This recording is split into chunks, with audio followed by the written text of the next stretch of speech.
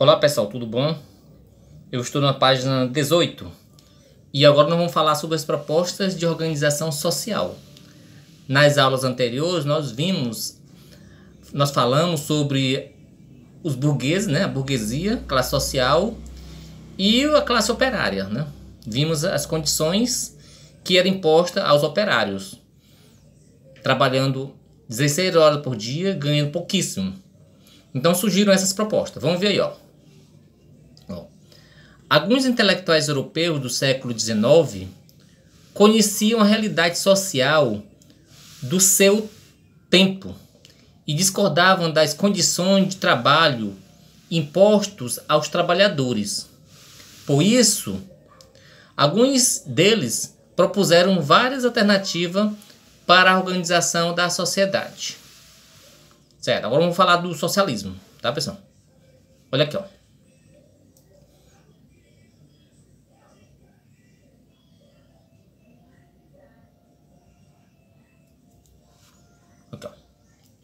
Durante a Segunda Revolução Industrial, os capitalistas, ou seja, os donos dos meios de produção, lucravam e enriqueciam com a exploração do trabalho dos proletários.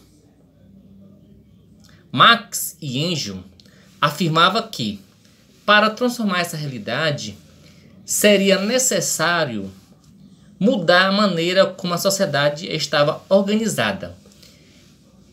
Eles defendiam a extinção da propriedade privada e acreditavam que as fábricas deveriam pertencer àqueles que nelas trabalhavam, ou seja, aos operários.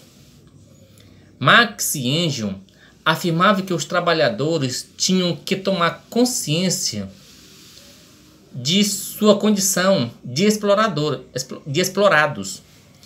De acordo com o materialismo histórico, a transformação da sociedade capitalista em sociedade teria de ser feita pelos próprios proletários,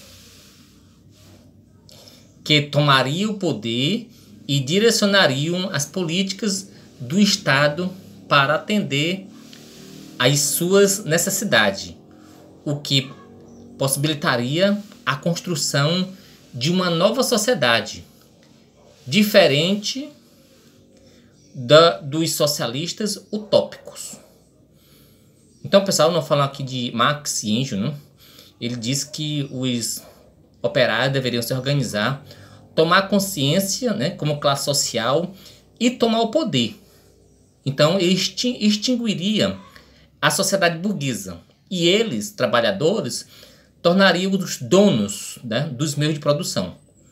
Eles transformariam uma sociedade que era capitalista em uma sociedade comunista, ou seja, uma espécie de socialismo, né? O socialismo defendido por Marx é diferente do socialismo utópico. Veja aqui, ó. Veja o que diz aqui, ó, o socialista utópico. Os socialistas utópicos eram pensadores que, a partir do final do século XVIII, defendiam a possibilidade de eliminação das desigualdades sociais sem a necessidade de uma violenta revolução operária. Veja a diferença, tá? Então, os utópicos diziam que os trabalhadores poderiam transformar essa sociedade sem ter uma revolução violenta. Quer dizer, sem extinguir o capitalismo. Certo, pessoal? Então vamos prosseguir. A classe social. As classes sociais. De acordo com Marx e Engels, a sociedade europeia do século XIX era composta principalmente por duas classes sociais, a dos capitalistas e o dos operários, isto é, a burguesia e o proletariado, que, por possuir interesses opostos, viviam em constante luta. Além disso, duas classes sociais havia a classe média e a nobreza. Para esses filósofos, a classe média não tinha uma ideologia própria, associando-se ora à burguesia, ora ao proletariado. sempre de acordo com os interesses do momento. Já a nobreza, apesar de economicamente enfraquecida pelo avanço da burguesia, ainda tinha importância política. Não, pessoal, então no Brasil não existe nobreza, tá? Só nós estamos falando da sociedade europeia. Então, o que dizia Marx e Engels? Lembram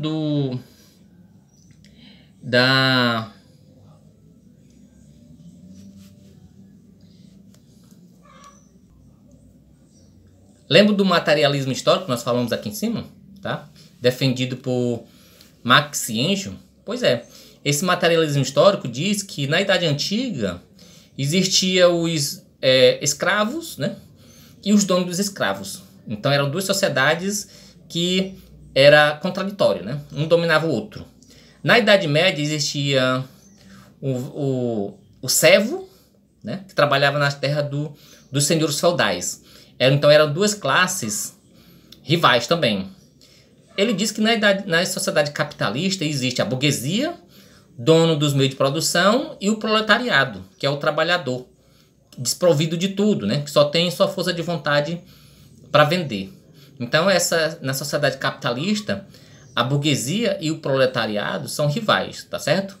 Então vamos continuar agora na próxima página.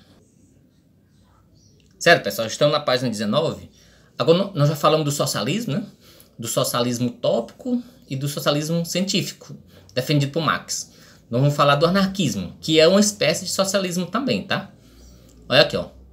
Alguns intelectuais, entre eles Proudhon, Bakunin e Kropotkin, seguiam tendências anarquistas e defendiam mudanças políticas, econômicas e morais, como a eliminação do Estado, do capitalismo e da igreja, pois negava a autoridade, a propriedade privada e a moral religiosa da época.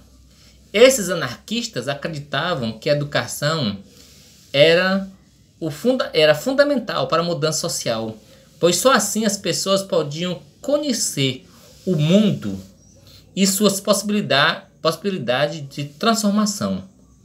Com relação ao trabalho, esses intelectuais propõem a organização voluntária dos operários em comunidades autogestoras, em que a responsabilidade pela produção fosse dividida entre todos os trabalhadores. Veja aqui, ó, essa árvore, né?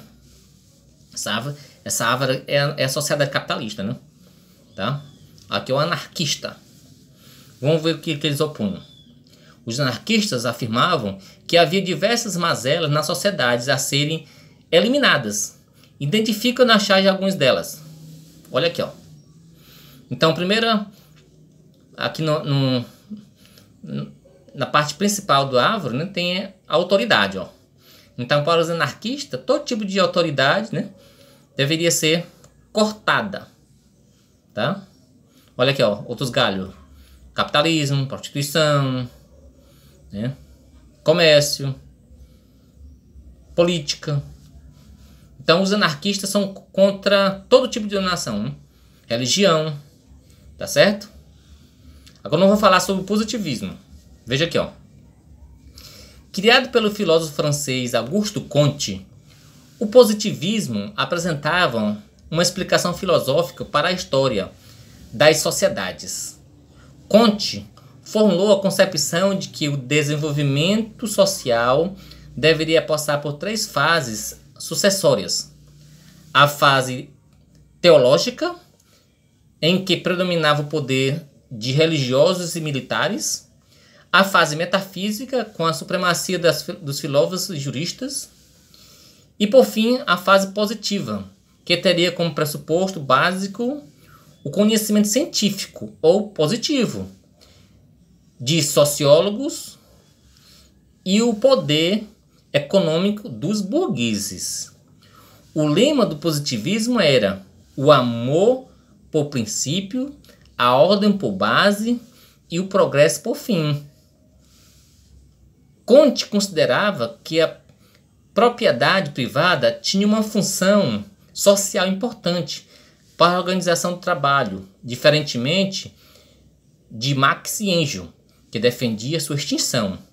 Ele também considerava de grande importância a conscientização dos operários e respeito ao seu papel na sociedade industrial e a elevação do seu nível intelectual, o que seria possível por meio da educação.